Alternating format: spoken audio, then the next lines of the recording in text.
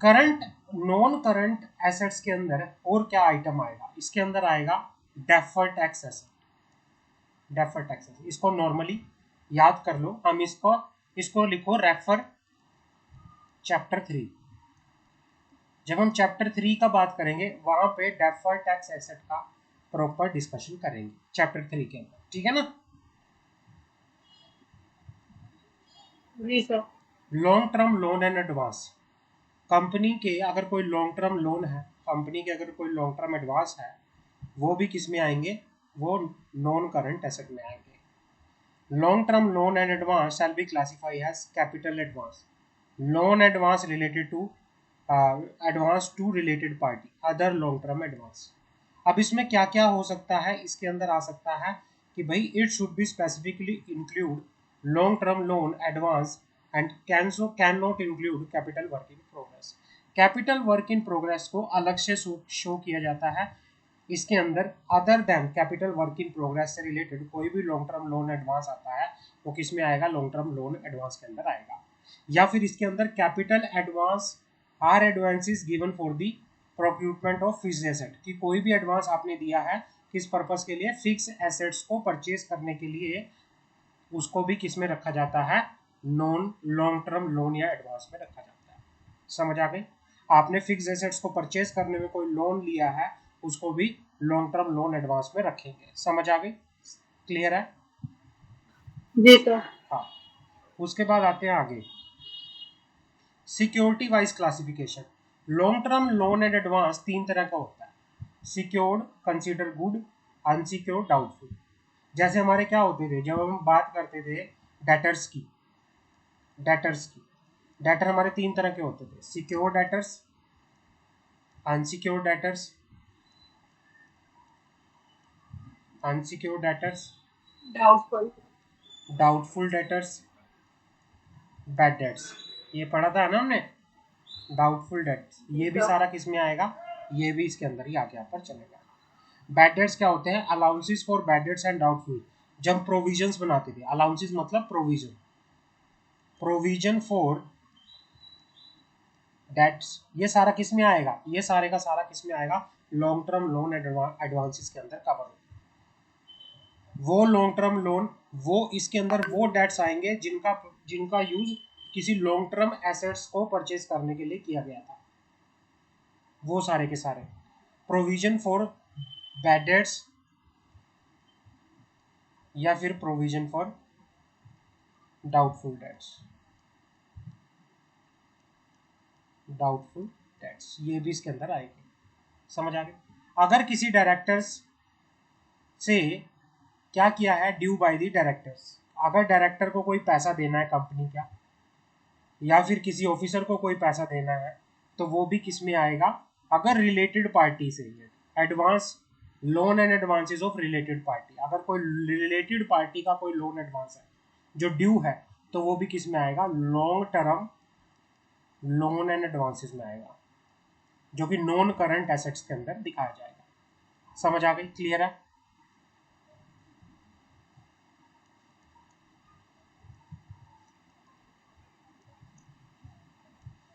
हाँ जी, क्लियर है। Yes sir. Other non current asset, अब बात करते हैं अदर नॉन करंट एसेट की। अदर नॉन करंट एसेट, इसमें क्या आएगा, अदर नॉन करंट एसेट के अंदर long term trade receivable, trade receivable क्या होता है, क्रेडिटर्स, डेटर्स हो गए, debtors. Debtors, trade receivables debtors होता है, कोई भी लॉन्ग टर्म डेटर्स, कोई भी सिक्योरिटी डिपॉजिट या कोई और अदर नॉन करंट एसेट कुछ भी, वो सारी की सारी किस में आएंगी, ये सारी नॉन करंट एसेट के अंदर आएगी, ये सारी इसी का ही पार्ट है। कोई भी लॉन्ग टर्म डेटर्स हो गया, ये सब किस में आता है, कोई लॉन्ग टर्म डेटर्स आउटस्टैंडिंग है तो वो भी किस में आएगा, नॉन करंट एसेट्स के अंदर आएगा। तो नॉन करंट एसेट्स के अंदर अगर मैं मोटा मोटी बात करूं, इसके अंदर फिक्स एसेट्स आएंगी, प्रॉपर्टीज आएंगी, tangible assets, intangible assets, capital work in progress, non current investment, long term loans and borings आएगा और other current non current asset आएगा, जिसके अंदर ट्रेड रिसीवेबल्स एक्सेट्रा सब कवर होकर यहाँ पर चलेगा। यहाँ तक क्लियर है? आगे बढ़े। जी सर। अब बात करते हैं करंट एसेट में क्या क्या आएगा। करंट एसेट, करंट एसेट वो एसेट होती है जो रियलाइज्ड हो जाती है। लिखो, current asset, current assets means the assets which have realized within a period of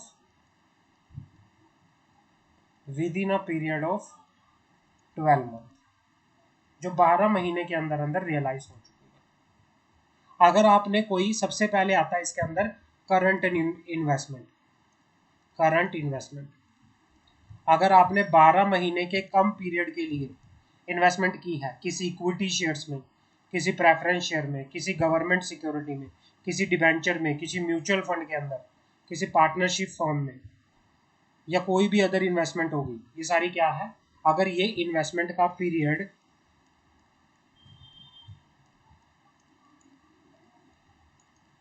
less than 12 month है, लेस देन 12 मंथ है, तो इसे हम बोलेंगे करंट इन्वेस्टमेंट। करंट इन्वेस्टमेंट समझ आ गई? क्लियर है? Yes sir.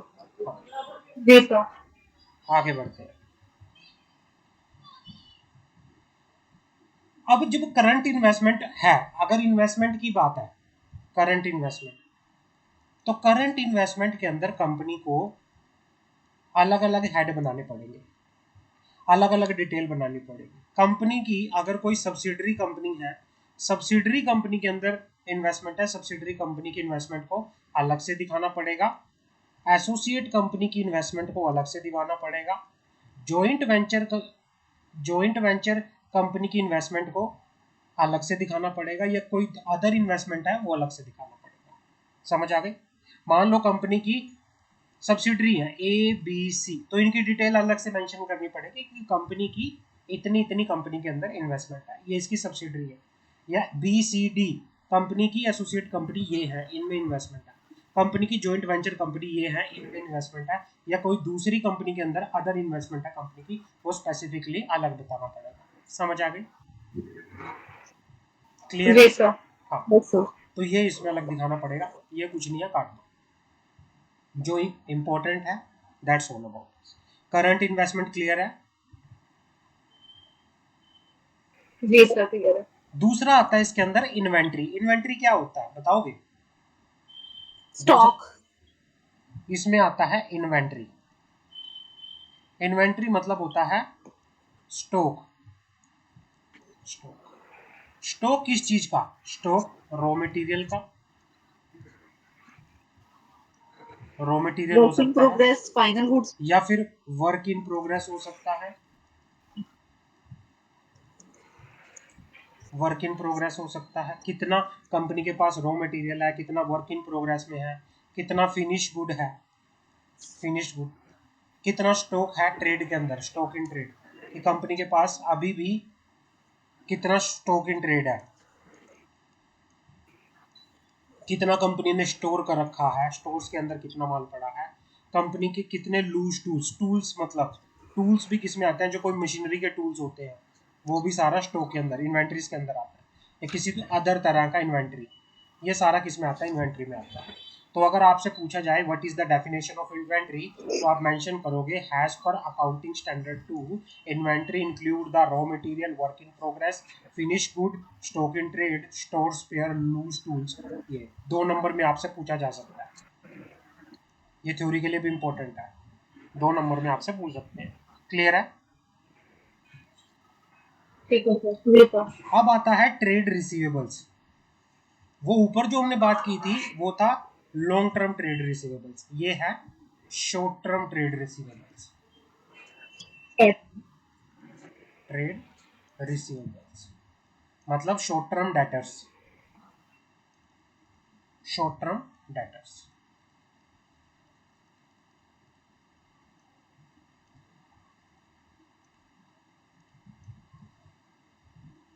भाई aggregate amount of trade receivables outstanding for a period exceeding 6 months from the date they are due for payment should be separately stated। Current assets के अंदर जो trade receivables, भाई जिनका पैसा 6 महीने से ऊपर हो चुका है और अभी तक उनका पैसा पे नहीं हुआ, अभी तक ड्यू है, तो उसको ट्रेड रिसीवेबल्स के अंदर दिखाया जाएगा स्पेसिफिकली।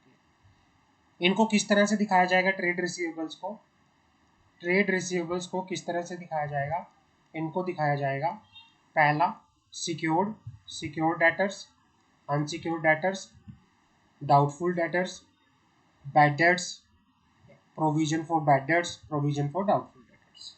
अगर कंपनी के का पैसा किसी डायरेक्टर को देना है या फिर किसी कंपनी के ऑफिसर को, कंपनी को कोई पैसा देना है लेकिन अभी तक पे नहीं किया, तो वो डेटर के कोई मतलब किसी रिलेटेड पार्टी का ड्यू है अगर कोई, तो वो भी अलग से स्पेसिफिकली ट्रेड रिसीवेबल्स के अंदर दिखाया जाएगा। समझ आ गई? क्लियर है?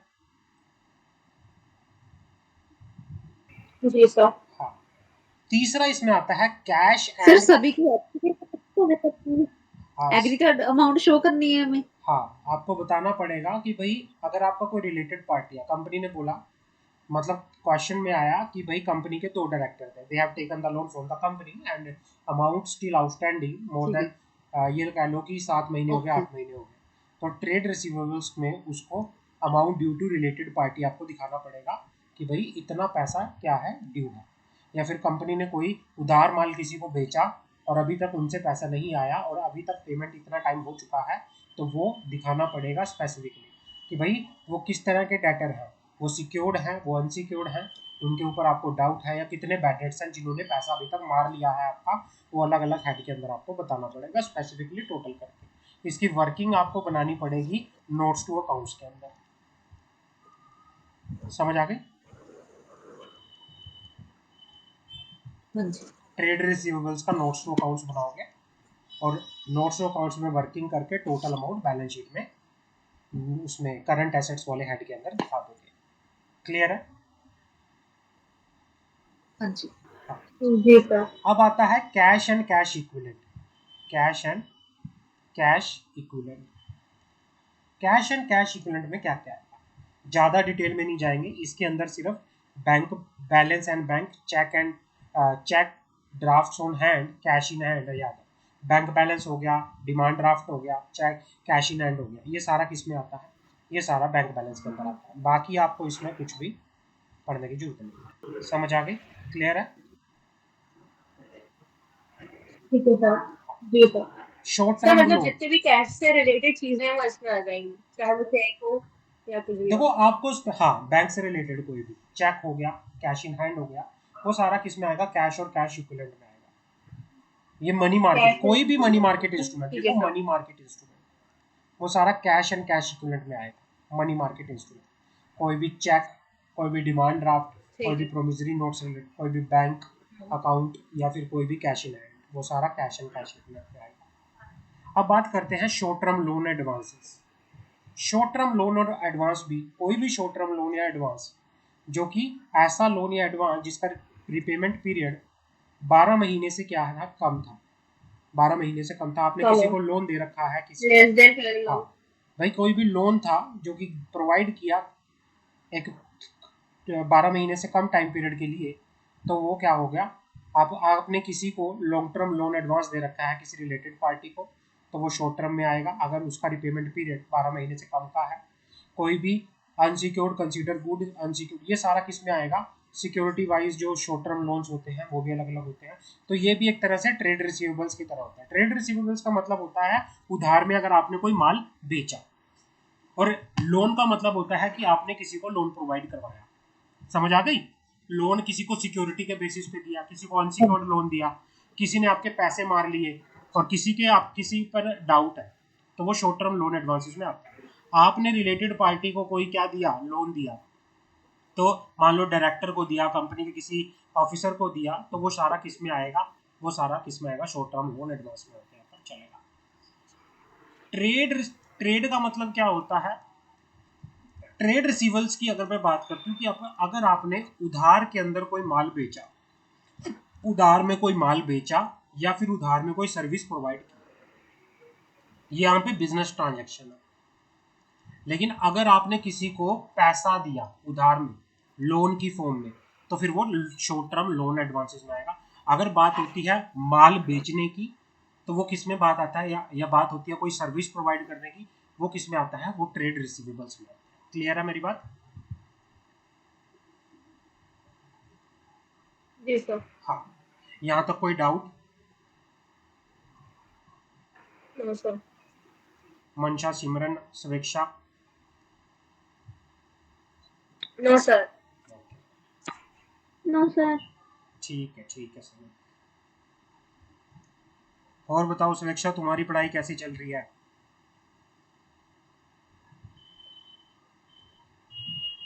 ठीक चल रही है सर। पढ़ रही हो ना अच्छे से? कहाँ हो तुम, दिल्ली में हो ना?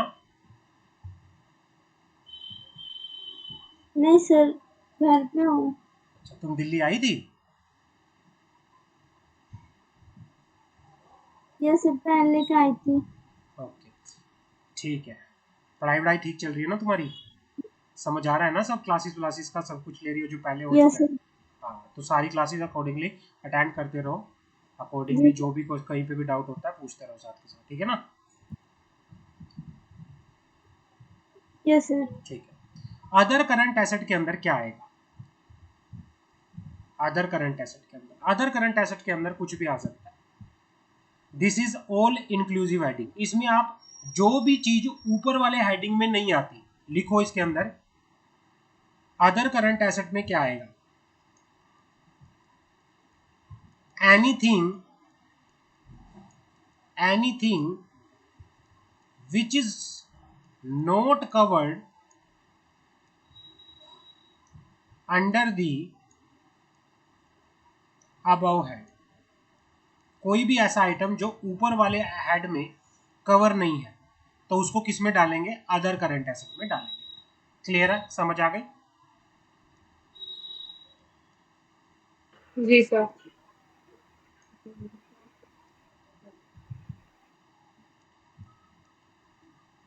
Anything which is not covered under the above head shall be entered in the other current asset। Clear है? Other current assets. जी सर। हाँ, तो ये बात हो गई करंट एसेट्स की। कंटीजेंट लाइबिलिटी क्या होती है? कंटीजेंट लाइबिलिटी क्या होती है, कोई बताएगा? कंटीजेंट लाइबिलिटी क्यों इंपॉर्टेंट है थ्योरी के लिए भी, 2 नंबर के क्वेश्चन में आ सकता है, इंपॉर्टेंट फॉर थ्योरी। सकती फ्यूचर में, फ्यूचर में राइट हो भी सकती होगी, अनप्रडिक्टेबल। भाई जिसको लेके आपको नहीं पता, आपको हो सकता है कि आपको पे भी करना पड़ जाए पैसा, हो सकता है नहीं भी करना पड़े, वो कंटीजेंट होती है। ऐसी लाइबिलिटी जो अराइज हो भी सकती है, नहीं भी हो सकती है। जैसे कोई भी क्लेम, आपको लगता है कि मेरी कंपनी के अगेंस्ट कोई क्लेम आ सकता है, claim against the company not acknowledge as that. आपने कोई गारंटी दी किसी को, मान लो आपने गारंटी दी कि अगर सिमरन ने गारंटी दी अगर मंशा पैसे पे नहीं करेगी तो मैं पे करूंगी।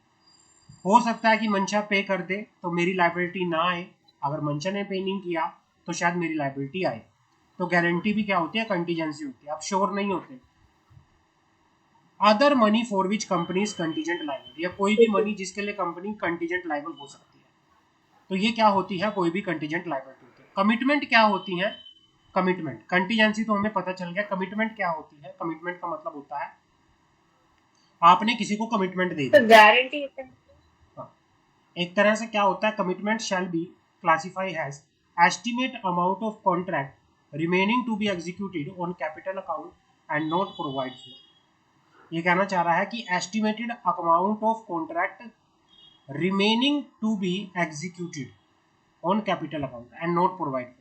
मतलब एक आपने एस्टिमेट लगा लिया कि इतना अमाउंट पे करना पड़ेगा मुझे, आपने कोई एस्टिमेट लगा लिया कि मुझे इतना अमाउंट पे करना पड़ेगा, जिसके लिए अभी तक प्रॉपर कोई कॉन्ट्रैक्ट नहीं बना। हो सकता है अगर कॉन्ट्रैक्ट हो गया तो आपको पे करना पड़ेगा। आपकी एस्टिमेट है, आपने कमिटमेंट कर दिया। अनकॉल्ड लाइबिलिटी ऑन शेयर, भाई शेयर पे आपको कोई पैसा पे करना था लेकिन अभी तक कंपनी ने कॉल नहीं किया पैसा। हो सकता है अगर कंपनी ने कॉल कर लिया पैसा तो मेरी कमिटमेंट है, मुझे वो पे करना पड़ेगा, या कोई एनी अदर कमिटमेंट, कोई दूसरी कमिटमेंट किसी भी तरह की। तो ये सारी कंटीजेंसी और कमिटमेंट किस में आता है, ये सारा कंटीजेंट लाइबिलिटी और कमिटमेंट सब ये लाइबिलिटी वाले पार्ट में आता है, चलता है। समझ आ गई यहाँ तक? यहाँ तक हमारा जो बैलेंस शीट वाला पोर्शन है ये पूरा का पूरा क्या होता है, पूरे का पूरा कवर होता है हमारा। और इसमें हमारा यहाँ पे बैलेंस शीट वाला हमें सर पता करना, लायबिलिटी है, वो एसेट साइड क्यों शो होगी, वो तो लायबिलिटी है। कंटीजेंट लाइबिलिटी, ये हमारी कंटीजेंट लाइबिलिटी या कमिटमेंट जो होती है ये हमारी लाइबिलिटी साइड में रहती है हमेशा, कंटीजेंट लाइबिलिटीज। तो यहाँ मेंशन है, ये अलग लायबिलिटी से साइड पार्ट क्यों है, नहीं मेंशन हुई थी? ये अलग से पार्ट है तो कंटीजेंसी। ये कौन से हेड में आएगी? कंटीजेंसी हमारी जो कंटीजेंट लाइबिलिटी होती है कि भाई जो अराइज हो भी सकती है नहीं भी हो सकती है। बेसिकली हम इसको वैसे तो इसको लायबिलिटी ये साइड में शॉर्ट शो होगी या फिर लॉन्ग टर्म में? हाँ क्या कह रहे हो? फिर वो लायबिलिटी साइड शॉर्ट टर्म और लॉन्ग टर्म लायबिलिटी में शो होगी या फिर शॉर्ट टर्म में? ये अलग से कहाँ इन्होंने पे हेड शो बना होगी? रखा है, इसको इसको इन्होंने कोई भी कंटीजेंसी अगर अराइज हो रही है हमें पे करना पड़ेगा, ये हमारी कंटीजेंसी पे बेस्ड होती है। लाइबिलिटी अराइज हो भी सकती है नहीं भी हो सकती है, तो ये हमारी क्या है, हाँ एक जी, फिर तरह से इसको लाइबिलिटी होती है, मैच ये लाइबिलिटी का पार्ट होता है हमारी। इसका मतलब वो एसेट साइड भी आ सकता ही है, हाँ या सिर्फ लायबिलिटी ही पार्ट में रहेगी ये? नहीं, ये लाइबिलिटी में ही दिखाते हैं। अच्छा अच्छा। तो सर ये कौन सी लायबिलिटी में दिखाएंगे, नॉन करंट में, करंट में, कौन से वाले हेड में आएगी ये? ये आप इसको अदर लाइबिलिटीज के अंदर दिखा सकते हो, कंटीजेंसी करके अदर्स में, या अलग से पार्ट करके दिखा सकते हो। ठीक है सर। आगे बढ़े। हाँ जी। जी सर।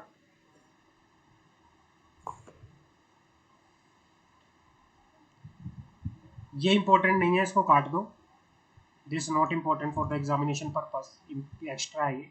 यहाँ पे हमारा ना बैलेंस शीट वाला पोर्शन खत्म हो जाता है, यहाँ पे हमारा बैलेंस शीट वाला पोर्शन खत्म हो जाता है। अब हमारा बात करते हैं हम, पार्ट 2 शुरू होता है हमारा, पार्ट 2। पार्ट 2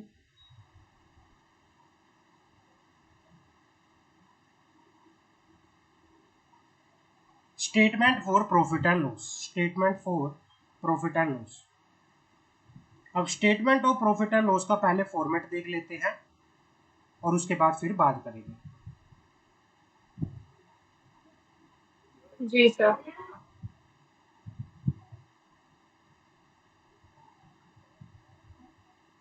हाँ, फॉर्म ऑफ स्टेटमेंट आपको यही लिखना पड़ेगा, आपको ये नहीं लिखना पड़ेगा प्रॉफिट एंड लॉस अकाउंट, नहीं। एज पर शेड्यूल 3 अब ये बनता है statement of profit and loss. पहले यूज करते थे हम, प्रॉफिट एंड लॉस। हाँ पहले यूज किया जाता था पुराने टाइम में profit and loss account, but अब क्या है, ये statement of profit and loss है। यहाँ पर ऐसे कंपनी का नाम ABC private limited, financial year 31 मार्च। तो सर 12th में हम लोग को ऐसे क्यों पढ़ाते हैं फिर? हाँ 12th, अरे वो अभी भी पुराना ही चल रहा है, वहां पे तो सर वो अपडेटेड ही नहीं हुआ। 12th। जी वो सर। वो अभी भी अपने पुराने मेथड में ही चल रहे हैं बेचारे। 12th वालों को NCERT को पता ही नहीं है क्या है। बैलेंस शीट भी वही पुरानी वाली चल रही है। 12th स्टैंडर्ड में अभी भी पढ़ रहे हैं ना बच्चे, पुराने पढ़ वही रहे तो हैं। सर, हम NCERT तो वही वाला करते हुए आ रहे हैं। क्या कह रहे हो मंशा, कुछ बोल रहे हो तुम? जी सर, मैं यही बोल रही हूँ कि पुराना मेथड 11th 12th में करवाते हैं, हम तो अभी तक वही मेथड फॉलो करते हुए तो आ फिर रहे हैं, तो यहाँ तक ग्रेजुएशन में भी यही करते हैं। NCERT को क्या पता क्या चेंज आ रहे हैं क्या नहीं आ रहे हैं, वो अपने पुराने वैसे ही उठा के पहले पहले जाते हैं, है ना। लेकिन जो मेन है, जो अभी अपडेटेड हुआ है सब कुछ, जी सर। वो तो ये है, वो तो पुराने अपने अकॉर्डिंगली बनाते हैं, करते हैं पुराने बच्चों के लिए बेसिक, वो तो बेसिक है बच्चों को नॉलेज के लिए। लेकिन जो अपडेटेड है, जो एज पर रूल्स है, जो अकाउंटिंग स्टैंडर्ड्स है, जो कंपनी लॉ के अकॉर्डिंग है, शेड्यूल 3 के अकॉर्डिंग है, जी सर। तो वो statement of profit and loss इस तरह से बनाई जाती है। क्लियर है? तो यहाँ पे आएगा जी name sir. Of the company, जैसे तो सर जैसे बैलेंस शीट का फॉर्मेट पूरा बना के, हाँ तो जैसे बैलेंस शीट का पूरा फॉर्मेट बना के उसे करेंगे, वैसे ही प्रॉफिट एंड लॉस की जो स्टेटमेंट है उसे भी पूरा फॉर्मेट सेम बना के उसे करेंगे। सेम फॉर्मेट बनाना है ताकि आप कुछ भी भूलो ना। आपको पहले क्या करना है, पूरा फॉर्मेट बना लेना है और उसके बाद अपनी वर्किंग शुरू करनी है। ठीक है ना? फिर उसमें अमाउंट। हाँ, ठीक है तो सर। आपको सबसे पहले डालना है नेम ऑफ द कंपनी। दूसरा आपको profit and loss account for the year ended 31 March 2023। Rupees में कितने में अमाउंट दिखा रहे हो, लैक्स में दिखा रहे हो, तो आपको वही डिनोमिनेशन फॉलो करना पड़ेगा, वही अपना डिजिट्स फॉलो करनी पड़ेगी। तो सबसे पहले इसके अंदर आता है रेवेन्यू फ्रॉम ऑपरेशन। ये क्या, रेवेन्यू फ्रॉम ऑपरेशन? आपकी सेल का रेवेन्यू, आपकी सर्विसेज का रेवेन्यू। कोई फॉरेन में आपने कोई सर्विसेज दी, फॉरेन में कोई एक्सपोर्ट किया, उसका रेवेन्यू आपको कितना है, वो सारा इसमें दिखाया जाएगा। दूसरा, कोई अदर इनकम आपको आई, ये आएगी, उसमें से फिर टोटल कर लेंगे हम, हमारे पास टोटल इनकम कितनी है। फिर हम एक्सपेंसेस का हेड लगाएंगे। एक्सपेंसेस के हेड के अंदर मोटा मोटी क्या क्या चीज आएंगी। एक्सपेंसेस के हेड के अंदर सबसे पहले आएगा cost of material consume, purchase of stock in trade. सबसे पहले आएगा cost of material consume, purchase of stock in trade. फिर आएगा change in inventories of finish good, working progress, stock in trade. Inventories के अंदर कितना चेंज आया, finish goods में कितना चेंज आया, वर्क इन प्रोग्रेस में कितना चेंज आया, स्टॉक इन ट्रेड में कितना चेंज आया। एम्प्लॉय के benefit expenses, finance cost, depreciation and amortisation expenses, other expenses. फिर आप टोटल करोगे एक्सपेंसेस का, इसमें से और इसमें से माइनस करोगे, आपका क्या आएगा, profit before exceptional and extra ordinary item. आपका क्या आएगा, profit before exceptional and extra ordinary item. उसमें से फिर आप माइनस करोगे एक्सेप्शनल आइटम, फिर आपका आएगा profit before extra ordinary item. फिर माइनस करोगे एक्स्ट्रा ऑर्डिनरी आइटम, फिर आएगा आपका profit before tax. Profit before tax में से माइनस करोगे टैक्स की एक्सपेंसेस, करंट ईयर का टैक्स एंड पिछला कोई डेफर्ड टैक्स अगर आपका है, तो डेफर्ड टैक्स तो जो था वो अपना माइनस करके आपका आएगा profit for the period from continuing operation. आपका आएगा profit for the year from continuing operation, और आपका profit from the discontinue operation. तो तो ये सारे का सारा आपको पूरे का पूरा बनाना पड़ेगा। Profit for the period from continue operation कितना हुआ, profit and loss for the period of discontinue operation कितना हुआ, टैक्स कितना है डिसकंटिन्यू ऑपरेशन का, और उसके बाद profit and loss from the continuing operation after tax कितना है, और प्रॉफिट फॉर द पीरियड। फिर आप कंटिन्यूइंग ऑपरेशन का प्रॉफिट और डिसकंटिन्यू ऑपरेशन का प्रॉफिट ऐड करके आपका टोटल प्रॉफिट कितना आया वो दिखाओगे। और फिर अर्निंग पर शेयर कैसे निकालते हैं, total profit divide by number of shares. Earning per share कैसे निकलती है, IPS, total profit divide by number of shares. तो सबसे पहले आपको प्रॉफिट एंड लॉस स्टेटमेंट के अंदर क्या निकालना पड़ेगा, सबसे पहले बताओगे क्या निकालना पड़ेगा। सबसे पहले आपको टोटल इनकम निकालनी है। रिवेन्यू। टोटल इनकम, आपको टोटल इनकम के अंदर कौन कौन से ठीक है हेड सर। देखने हैं। टोटल इनकम निकालने के लिए आपको क्या क्या पहले निकालना पड़ेगा, आपका रेवेन्यू कितना है, आपकी अदर इनकम कितनी है। सर रिवेन्यू फिर अदर इनकम। हाँ, फिर टोटल एक्सपेंसेस। एक्सपेंसेस के अंदर आपको देखना पड़ेगा कि आपका मटेरियल कितने रुपए का है, आपका फिनिश गुड्स के अंदर कितना चेंज आया, आपका वर्क इन प्रोग्रेस में कितना चेंज है, आपका स्टॉक इन ट्रेड में कितना चेंज है, आपके एम्प्लॉय के एक्सपेंसेस क्या क्या है बेनिफिट के, फाइनेंस कॉस्ट कितनी है, डेप्रीशिएशन कितना है। जब आपका टोटल एक्सपेंसेस आ जाएगा, फिर आप टोटल इनकम में से टोटल एक्सपेंसेस माइनस करेंगे। अगर इनकम ज़्यादा आई तो प्रॉफिट, अगर इनकम कम हुई तो लॉस। तो उसके बाद एक्सेप्शनल आइटम क्या होते हैं, एक्स्ट्रा ऑर्डिनरी आइटम क्या होता है, टैक्स, करंट ईयर का टैक्स क्या होता है, डेफर टैक्स क्या होता है, वो हम फिर आगे बात करेंगे। फॉर्मेट समझ आ गया सारा। प्रॉफिट फ्रॉम हाँ जी। कंटिन्यूइंग जी सर। ऑपरेशन क्या होता है, प्रॉफिट फ्रॉम डिसकंटिन्यूइंग ऑपरेशन क्या होता है, वो सारा हम डिस्कशन करेंगे अब आगे एक एक करके। पहले यहाँ तक समझ आ गया, पूरा समझ जी आ गया सर। यहाँ तक, कोई डाउट है यहाँ तक तो बताओ। जी सर। सिमरन, नो मंशा सर। एंड स्वेक्षा। नहीं सर। मंशा और स्वेक्षा के नाम एक हैं, एक जैसे लगते नाम है, ठीक है। बढ़े आगे। जी सर। चलो, जी सर बढ़िया। अब आता है हमारा सबसे पहले, हमें निकालना है टोटल इनकम। तो टोटल इनकम को निकालने के लिए हमें सबसे पहले क्या पता होना चाहिए? Revenue from, revenue from, sir revenue और other income. Revenue from operation.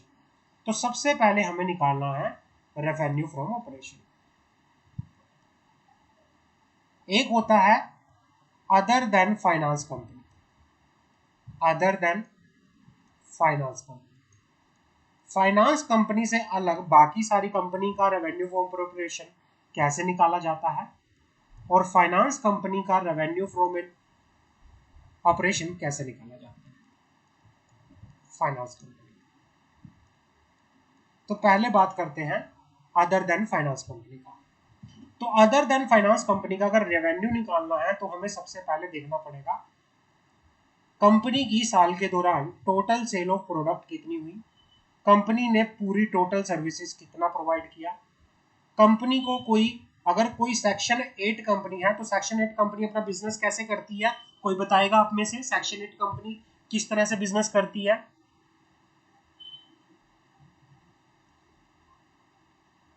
वैसे ही मुझे पहले ये बताओ सेक्शन 8 कंपनी क्या होती है? Section sir other types of company. Music art welfare के लिए होती है। भाई इन कंपनी का जो मेन पर्पज होता है वो नॉट फॉर प्रॉफिट पर्पज होता है, मतलब चैरिटेबल होता है। इनको जिन इन कंपनी को जी ग्रांट्स या डोनेशन रिसीव्ड हुए होते हैं, जिन सेक्शन 8 कंपनी को अगर ग्रांट्स और डोनेशन रिसीव हुए हैं तो वो उसकी बिजनेस इनकम होती है, तो वो उसको रेवेन्यू फ्रॉम ऑपरेशन में दिखाया जाएगा, या कोई अदर ऑपरेटिंग रेवेन्यू। इसमें से हम माइनस करेंगे एक्साइज ड्यूटी, कंपनी ने अगर कोई एक्साइज ड्यूटी पे किया तो इसमें से ये माइनस होता है। तो ये हमारे पास आ जाती है, ये हमारे पास आ जाती है क्या? Revenue from, revenue from operation. ये कौन सी कंपनी के लिए है? Other than finance company. अब मुझे बताओ अदर देन फाइनेंस कंपनी के लिए अगर रेवेन्यू फ्रॉम ऑपरेशन निकालना है तो हमें क्या क्या चेक करना पड़ेगा? कंपनी का टोटल सेल ऑफ प्रोडक्ट कितना हुआ, कंपनी ने टोटल सर्विसेज कितने की प्रोवाइड की, सजा कंपनी में को ग्रांट डोनेशन कितने का रिसीव हुआ, कंपनी के ऑपरेटिंग रेवेन्यू कितने थे, और उसमें से एक्साइज ड्यूटी माइनस कर देंगे तो ये आ जाएगा। क्लियर है? अब फाइनेंस कंपनी की बात कर लेते हैं। जी सर। फाइनेंस कंपनी का रेवेन्यू फ्रॉम ऑपरेशन कैसे निकालना? फाइनेंस कंपनी का रेवेन्यू फ्रॉम ऑपरेशन निकालने के लिए आपको देखना पड़ेगा कम फाइनेंस कंपनी, अगर मैं फाइनेंस कंपनी की बात करूं जिसका मेन बिजनेस क्या होता है, फाइनेंस का होता है, finance, lending and borrowing, lending and borrowing, lending and borrowing का होता है जो पैसा उधार पे देती है, बोरोइंग लोग जिसका लैंडिंग और बोरिंग का बिजनेस होता है।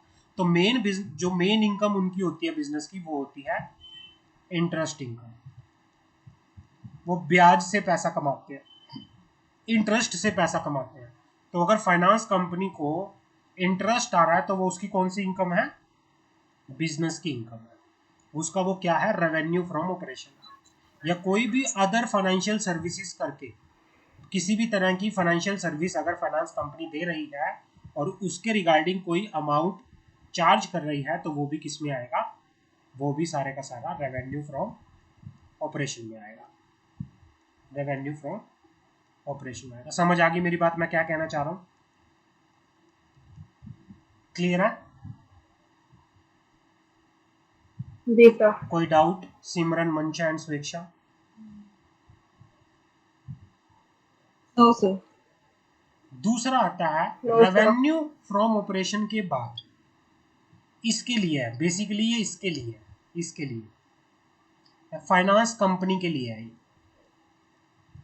बेसिकली जो ये फाइनेंस कॉस्ट है लिख लो, specifically for finance company, specifically for finance company. मतलब जो इस कंपनी को रेवेन्यू हुआ उस रेवेन्यू में से लेस करेंगे फाइनेंस कॉस्ट, फाइनेंस कॉस्ट उसमें से लेस करेंगे फाइनेंस कॉस्ट। अब फाइनेंस कॉस्ट में क्या क्या आ सकता है? कोई भी इंटरेस्ट का expenses, interest expenses, other borrowing cost, other borrowing cost, या फिर कोई भी net gain loss on foreign currency transaction. Company को अगर कोई नेट गेन या लॉस हुआ किसी फॉरेन करेंसी ट्रांजैक्शन में तो वो भी इसमें दिखाते हैं चलेगा। तो बेसिकली ये फाइनेंस कंपनी के लिए होती है जो कि टोटल रेवेन्यू में से माइनस हो जाएगी। समझ आ गई मेरी बात? क्लियर है? Yes. हाँ। फिर आता है अदर इनकम। अगर कंपनी को कोई अदर इनकम हुई है, कंपनी को अगर कोई इंटरेस्ट इनकम हुई है, ये कौन सी कंपनी की बात कर रहा है? ये अदर देन फाइनेंस कंपनी की बात कर रहा है। अगर ये फाइनेंस कंपनी होती तो ये इंटरेस्ट की इनकम कहाँ जाती? उसके रेवेन्यू फ्रॉम ऑपरेशन में जाती है। लेकिन अदर देन फाइनेंस कंपनी की ये अदर इनकम में जाएगी। समझ आ रही है मेरी बात? क्योंकि फाइनेंस कंपनी का मेन बिजनेस ही लैंडिंग बोरिंग का होता है और अपनी मेन इनकम वो कहाँ से कमाती है? फाइनेंस कंपनी इंटरेस्ट से कमाती है। लेकिन अदर देन फाइनेंस कंपनी का Interesting. बिजनेस लैंडिंग बोरिंग नहीं होता। अगर उसको कोई इंटरेस्ट की इनकम मिलती है तो वो उसकी अदर देन बिजनेस की इनकम है, उसको अदर इनकम में डालेंगे। क्लियर है? जी सर। मान लो कंपनी ने किसी दूसरी कंपनी में इन्वेस्टमेंट कर रखी है शेयर्स के अंदर, उसको डिविडेंड मिला, अगर डिविडेंड की इनकम मिली है तो वो उसकी अदर इनकम में जाएगी। कंपनी को कोई नेट गेन या लॉस हुआ है अपनी इन्वेस्टमेंट को सेल करके, वो भी अदर इनकम में दिखाया जाएगा। अगर अगर लॉस नेट गेन हुआ तो प्लस में आ जाएगा, अगर अदर इनकम में अगर नेट लॉस हुआ तो माइनस में दिखा देंगे, माइनस फिगर में। समझ आ गई?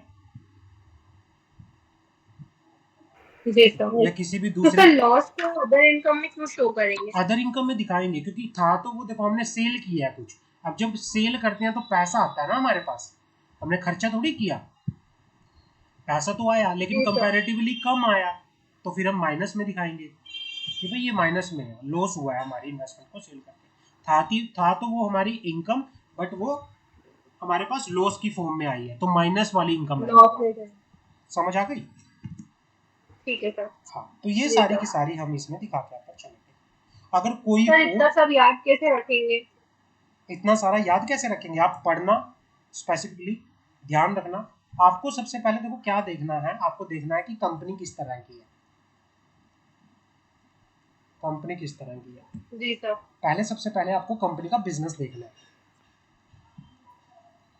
मान लो कंपनी का बिजनेस एग्रीकल्चर का, जी सर। एग्रीकल्चर का, एग्रीकल्चर से रिलेटेड उसको कोई भी इनकम आ रही है तो वो कहाँ जाएगी?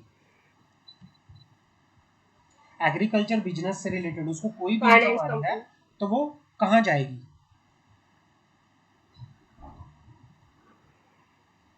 जिस तो बच्चे ने फाइनेंस कंपनी में। जिस बच्चे ने ये मेरे को जवाब दे दिया ना, मैं मानूंगा कि वो आराम से कॉर्पोरेट अकाउंटिंग कर सकता है, बिल्कुल आराम से। भाई मान लो सबसे पहले आपको बिजनेस देखना है। मान लो कंपनी का बिजनेस एग्रीकल्चर है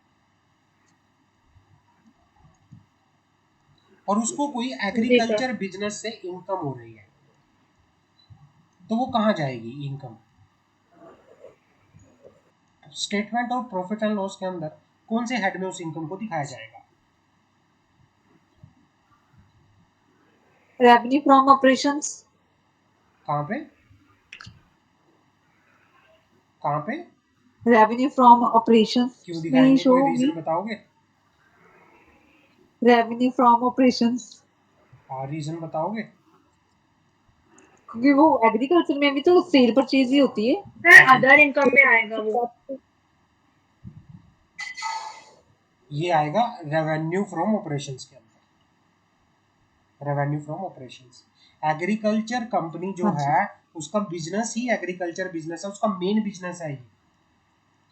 वो गेहूं बेच रही है, कोई दाल बेच रही है, कोई भी एग्रीकल्चर का हाँ जी। प्रोड्यूस बेच रही है, सेल करने की वजह से, अपने प्रोड्यूस को बेचने की वजह से उसको इनकम आ रही है, तो वो उसका रेवेन्यू है, वो अपने बिजनेस से रेवेन्यू जनरेट करती है। क्लियर है? समझ आ गई? जी सर। अगर हाँ जी, बिजनेस सर। से अलग एग्रीकल्चर कंपनी को मान लो बिजनेस से अदर देन बिजनेस से कोई दूसरी इनकम आ रही है, कोई इंटरेस्ट की इनकम आ रही है, कोई वैसी इनकम आ रही है, तो वो सारी अदर इनकम में जाएगी। बिजनेस से अलग अगर कोई भी अदर इनकम आती है तो वो सारी तो अदर फिर वो इनकम में अदर जाएगी। इनकम में जाएगी। समझ आ ठीक गई है मेरी सर। बात? क्या होता है बिजनेस की इनकम? अगर बिजनेस की हाँ इनकम है जी जी सर। रेवेन्यू फ्रॉम ऑपरेशन, अगर कोई वैसी अदर देन बिजनेस की इनकम है तो वो अदर इनकम में जाएगी। समझ आ गई मेरी बात? जी सर। हाँ हाँ, स्वेच्छा समझ आ रही है? Yes sir. चलो आगे बढ़ते हैं। Employee benefit expenses. अब हम एक्सपेंसेस की बात करते हैं। एक्सपेंसेस में हमारा पहला आ रहा है employee benefit expenses. Employee benefit expenses क्या हो सकते हैं? एम्प्लॉय बेनिफिट एक्सपेंसेस के अंदर हम दिखा सकते हैं सैलरी, एम्प्लॉय के सैलरी, एम्प्लॉय दे के रहे हैं वेजेस, एम्प्लॉय का कोई पीएफ के सैलरी। अंदर कोई कंट्रीब्यूशन है, employee stock option plan, employee से रिलेटेड कोई भी अगर खर्चा हो रहा है एम्प्लॉय के बेनिफिट के लिए तो वो किस में आएगा? एम्प्लॉय बेनिफिट एक्सपेंसेस के अंदर आके खर्च आएगा। समझ आ गई? जी सर। जी क्लियर सर, है? मतलब एम्प्लॉय से रिलेटेड जो भी एक्सपेंसेस हो रहा है वो सब चीजें। कंपनी के एम्प्लॉय से रिलेटेड सैलरी का खर्चा है, उसके कोई दूसरी चीजों का खर्चा है, जी सर। वो सारा एम्प्लॉय बेनिफिट एक्सपेंसेस के अंदर आएगा। समझ आ गई? ठीक है सर। हाँ जी। हाँ। इसका वो है एम्प्लॉय बेनिफिट या फिर दूसरी तरह के एक्सपेंसेस या फिर कोई इनकम आइटम एक्सेट्रा। इसमें ध्यान से पढ़ना, एम्प्लॉय बेनिफिट एक्सपेंसेस ये आएगा एम्प्लॉय बेनिफिट के अंदर। एम्प्लॉय बेनिफिट डेप्रिसिएशन के खर्चे आएंगे डेप्रिसिएशन के अंदर। डेप्रिसिएशन के अंदर नोट करते जाओ। Any item of income or expenditure which exceed 1% of revenue from operation or rupees 1 lakh whichever is higher. Any item or income of expenditure which exceed 1% of the revenue from operation or rupees 1000 whichever is higher। ये कुछ अलग है, इसको काट दो, अभी इसको काट दो, ये आपको समझ नहीं आएगा यहाँ से, ये काट दो। इन्होंने मिक्स करके डाला हुआ है, ये मिक्स है ये, तो इसको रहने दो। एम्प्लॉय बेनिफिट एक्सपेंसेस में आप कंफ्यूज हो जाओगे इसमें, मैं आपको सीधा बता देता हूँ। एम्प्लॉय बेनिफिट एक्सपेंसेस के अंदर एम्प्लॉय से रिलेटेड जो खर्चा होगा वो आएगा। डेप्रिसिएशन का खर्चा क्या आएगा कि किसी भी एसेट की वैल्यू पर डेप्रिसिएशन है तो वो डेप्रिसिएशन एंड अमोर्टाइजेशन के अंदर आएगा। आगे बात करते हैं मटेरियल ठीक है goods and sir. Services.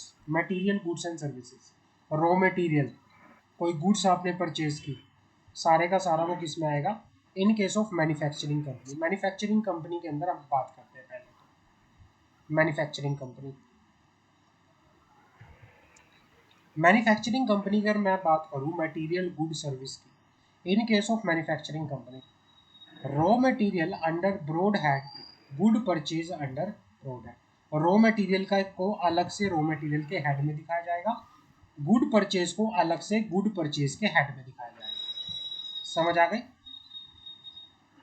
Raw material अगर कोई होगा तो उसके लिए एक अलग से हेड बनाया जाएगा जी रॉ सर। मटेरियल, और अगर कोई गुड्स परचेज हुई है तो उसको गुड परचेज का अलग से क्या किया जाएगा? हेड बनाया जाएगा। ट्रेडिंग कंपनी की अगर मैं बात करूं, परचेज, अगर कोई ट्रेडिंग कंपनी है, ट्रेड करती है, सर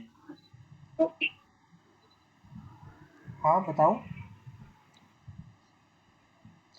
अंडर एक्सपेंसेस शो होने हैं ना कि रॉ मटेरियल कोई बाय किया है, ये गुड्स परचेज किए हैं, वो हमारा एक्सपेंस ही हुआ। एक्सपेंसेस के अंदर ही आएगा ये हमारा, बट हमें कैसे दिखाना है वो बात हो रही है। ये हम एक्सपेंसेस की बात कर रहे हैं, हेड्स में बट हमें करना।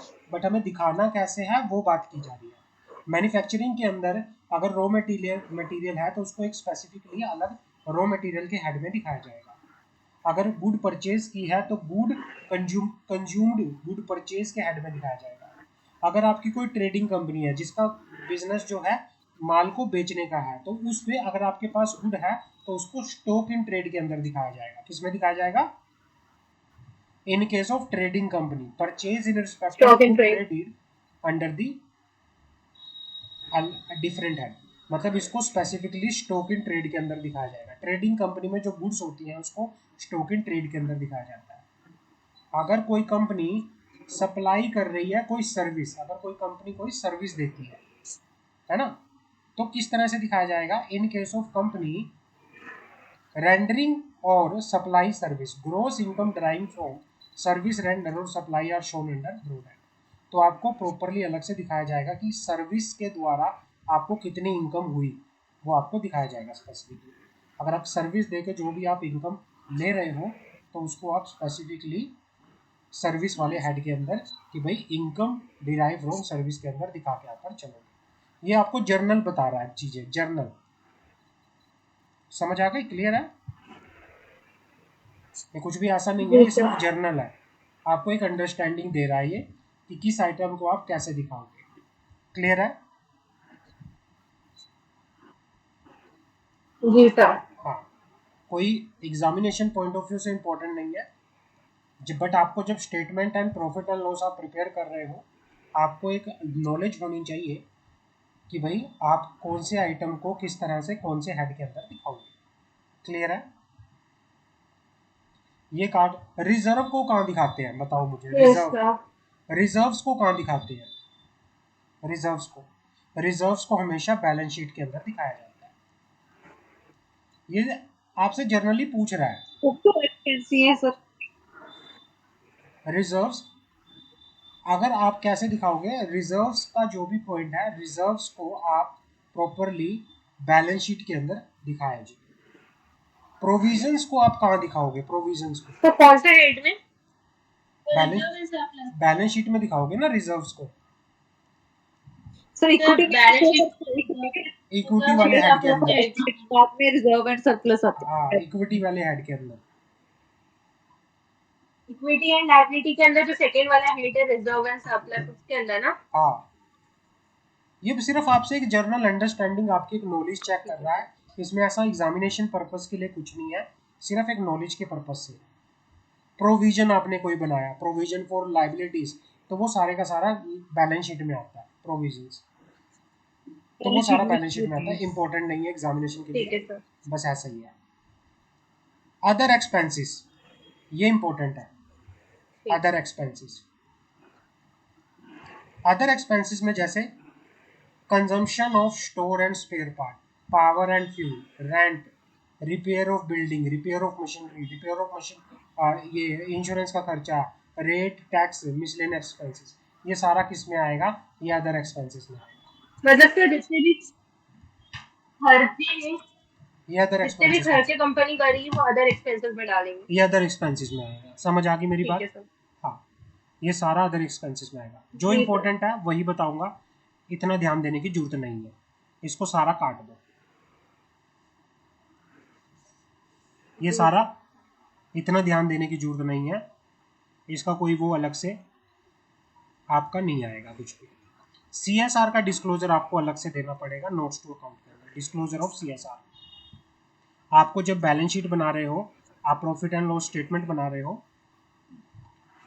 तो ये CSR का बताना पड़ेगा आपको कि अगर कंपनी ने कॉर्पोरेट सोशल रिस्पॉन्सिबिलिटी के लिए कोई खर्चा किया है, तो कंपनी को बताना पड़ेगा कि कितना कंपनी को खर्चा करना जरूरी था, कितना कंपनी ने खर्चा किया, कितना शॉर्टफॉल है, टोटल ईयर का शॉर्टफॉल कितना है।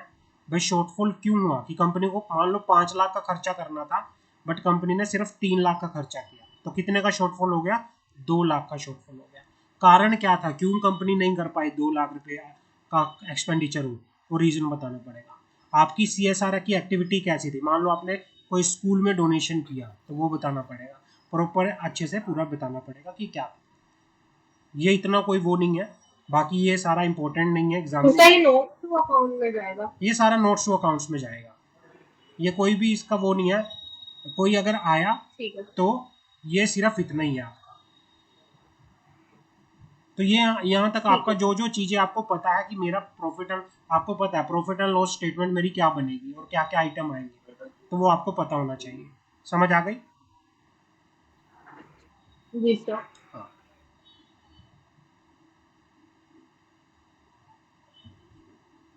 अब बात करते हैं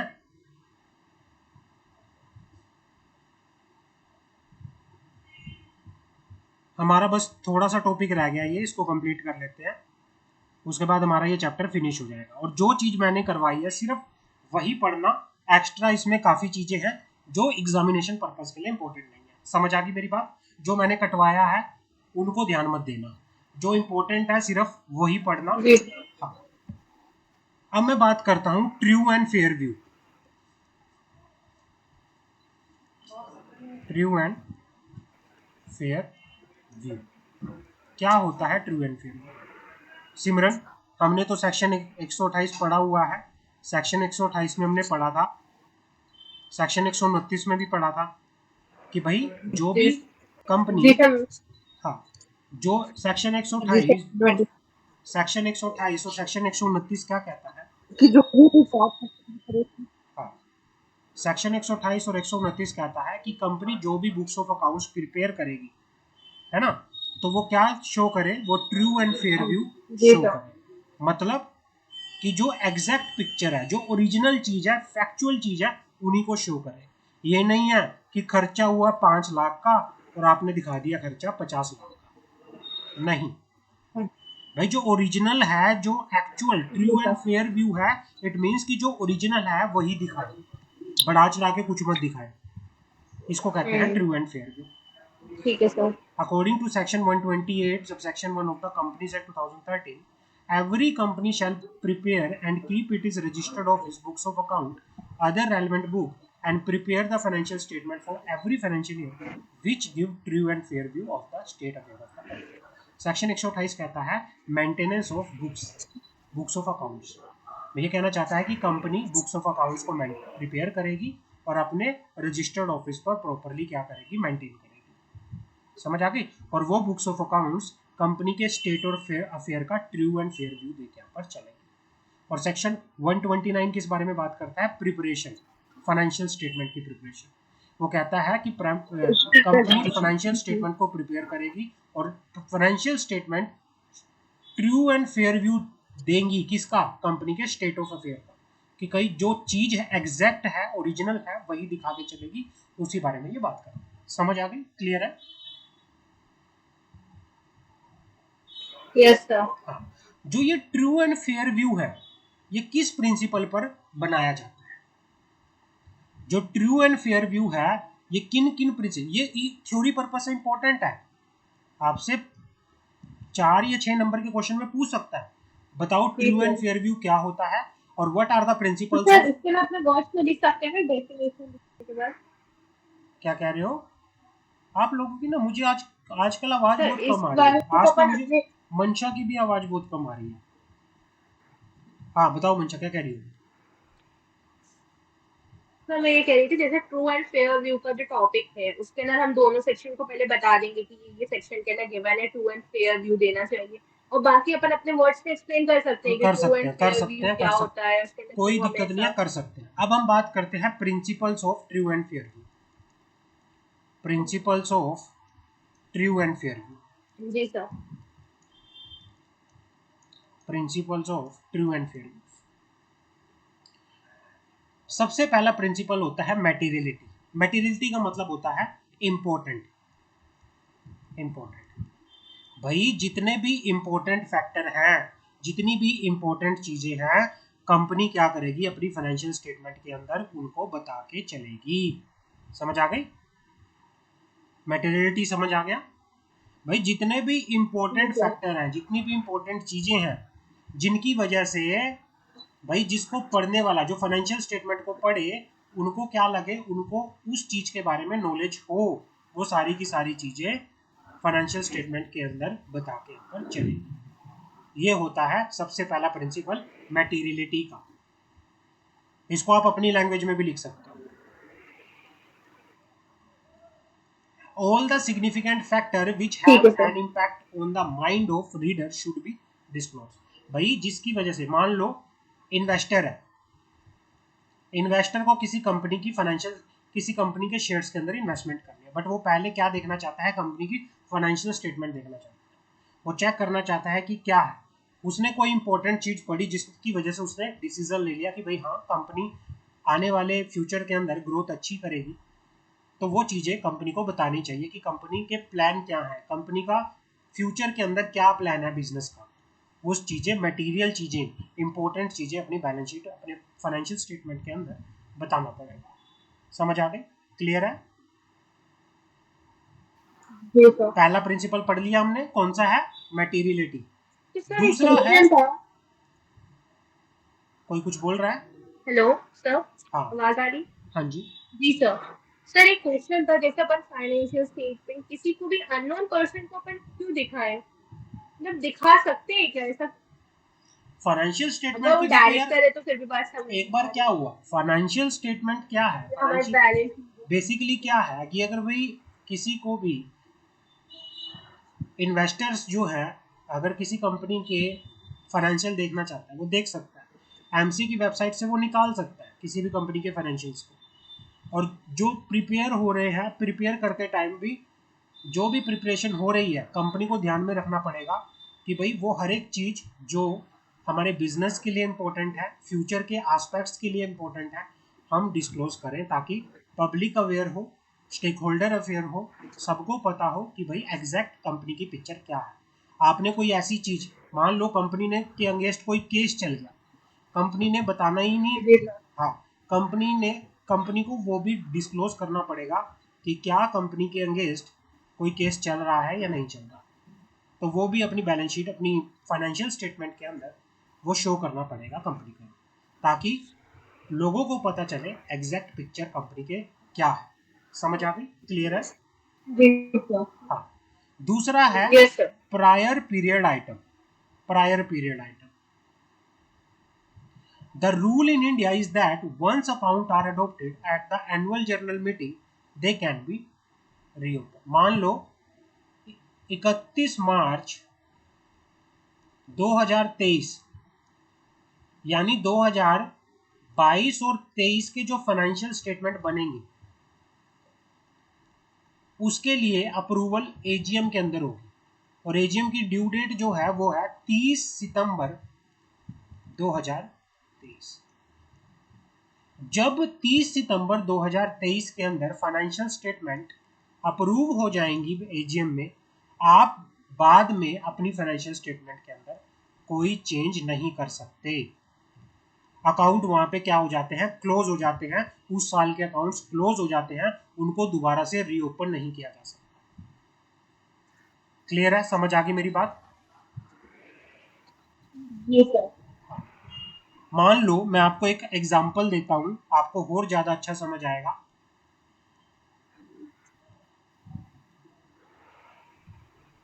आपको एक मैं एग्जांपल देता हूं, आपको एक अच्छा से समझ आएगा ये चीज।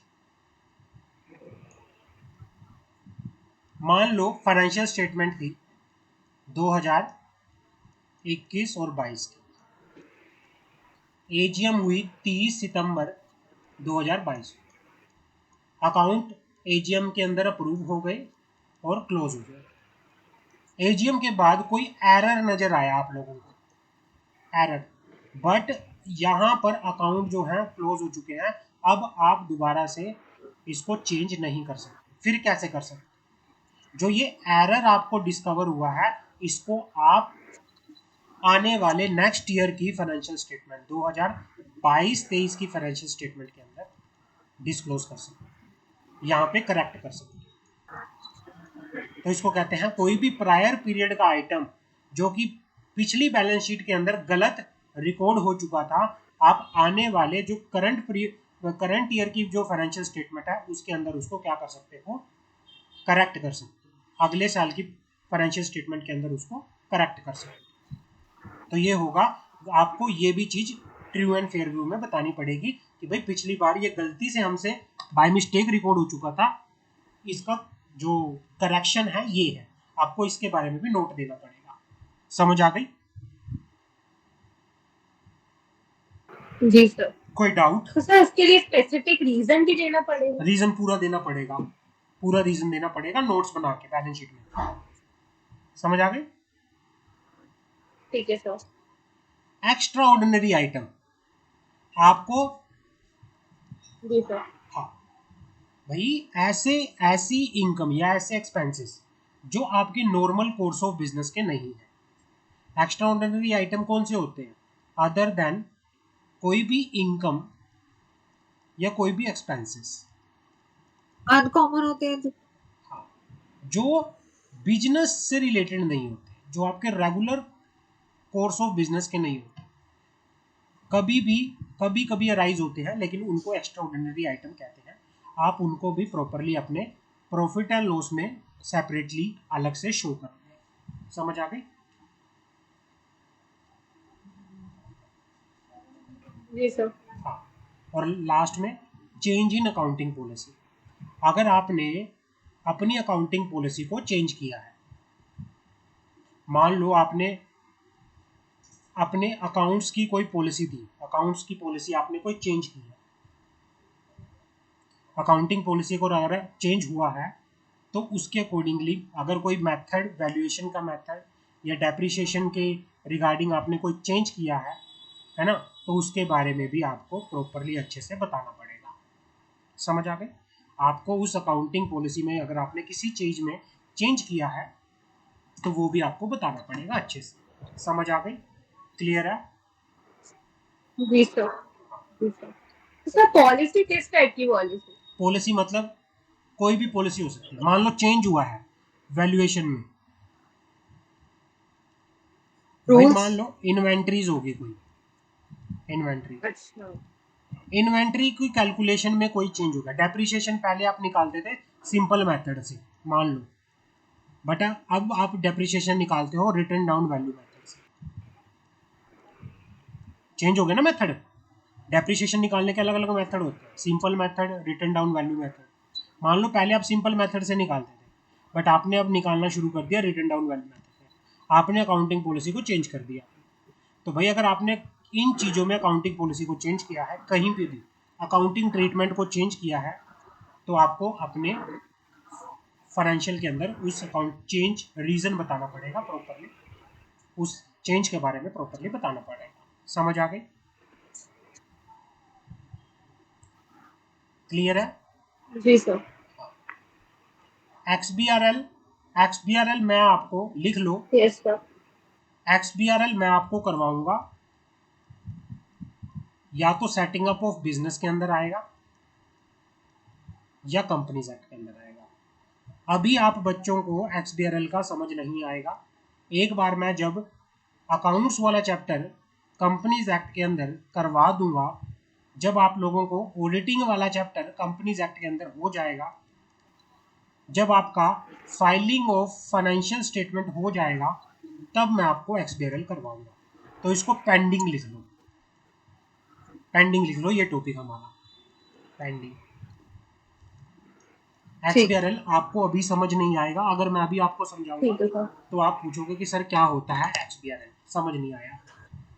तो अभी आप इसको पेंडिंग कर दो और रेफर कर दो कंपनी लो, कंपनी लो, इसको कंपनी लो रेफर कर दो। बस ये चैप्टर हमारा यहाँ पे फिनिश होता है। नेक्स्ट क्लास के अंदर हम एक नया चैप्टर शुरू करेंगे। पहले पहला चैप्टर शुरू करें या तीसरा चैप्टर शुरू करें, बताओ? फर्स्ट कर लेते हैं। पहले फर्स्ट सर। ठीक है, पहले वो थोड़ा इजी लग रहा है, उसको मुका पहला देते चैप्टर हैं। शुरू करेंगे फटाफट। उस पर हम ज़्यादा टाइम वेस्ट नहीं करेंगे, वो बिल्कुल सिंप्लीफाइड चैप्टर है, हद मार के 2 से 3 इजी क्लास है। लेंगे, ठीक है ना? जी। हाँ, बस ऊपर जी ऊपर सर। बता देना, उसको डिटेल में जाने की उसको मैं नीड ही डिटेल में नहीं नहीं है। जाऊंगा क्योंकि वो ऑलरेडी हमने